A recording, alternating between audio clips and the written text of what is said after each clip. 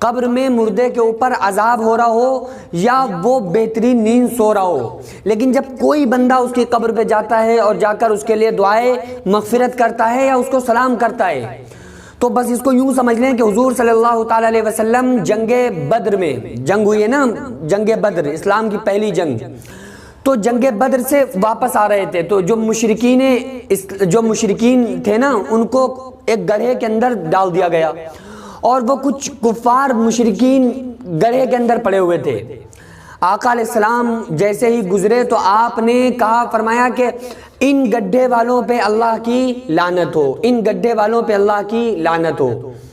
تو حضرت عمر رضی اللہ تعالیٰ عنہ نے فرمایا کہ یا رسول اللہ، آپ تو ان گڈھے والوں پہ ایسے لعنت بھیج رہے ہیں جیسے کہ یہ آپ کی بات کو سن رہے ہوں۔ تو آقا علیہ السلام نے کیا فرمایا تھا؟ آپ نے فرمایا، اے عمر، اس ذات کی قسم جس کے قبضے و قدرت میں میری جان ہے، اے عمر، جس طرح سے تم میری بات کو سن رہے ہو اسی طرح سے یہ بھی میری بات کو سن رہے ہیں۔ تو دیکھو، جب کوئی، چونکہ انسان جب مرتا ہے، مرتا کتنی دیر کے لیے؟ بھائی جیسے ہی اس کی روح کو قبض کیا جاتا ہے بس وہ مرا۔ قرآن نے کہا نا، کل نفس ذائقۃ الموت، موت کا ذائقہ دیا جائے گا، بس اسی کو مرنا کہتے ہیں۔ اس کا مطلب یہ نہیں کہ وہ ہمیشہ مرا رہے گا، بھائی یہ کہاں لکھا مرا رہے گا؟ زندہ آدمی سنتا ہے کہ نہیں سنتا ہے؟ یار آپ بیٹھو، آپ سن رہے ہو کہ نہیں سن رہے ہو؟ تو جب انسان کی روح نکل گئی، اب اس کے بعد جب تک کہ اس کی روح اس کے جسم سے الگ رہی تو آپ اس کے جسم کو سناؤ گے تو جسم کو نہیں سنائی دے گا۔ اسی کو اللہ کہتا ہے، الہم ارجل یمشون بہا ام لہم ایدی یبطشون بہا ام لہم اعین یبصرون بہا، کہ آج ہاتھ موجود ہیں لیکن اٹھانے کی طاقت نہیں رہی، ہاتھ تو ہیں لیکن اٹھا نہیں سکتا۔ کان موجود ہیں، ام لہم آذان یسمعون بہا، لیکن اس سے سننے کی طاقت ختم ہو چکی ہے۔ ام لہم اعین یبصرون بہا، آنکھیں موجود ہیں، دیکھ نہیں سکتا ہے۔ لیکن یہ تو بات واضح ہے نا کہ جب قبر میں مردے کو رکھا جاتا ہے تو فوراً ہی اس کے جسم میں اس کی روح کو واپس کر دیا جاتا ہے۔ یار تو اب جا کے اب آپ جب وہ مردے کی قبر پہ جا رہے ہیں تو اس کی روح اس کے جسم میں آ چکی ہے، لوٹ چکی ہے، جو اس کو ذائقہ چکھنا تھا کل نفس ذائقۃ الموت والا، وہ چکھ چکا ہے۔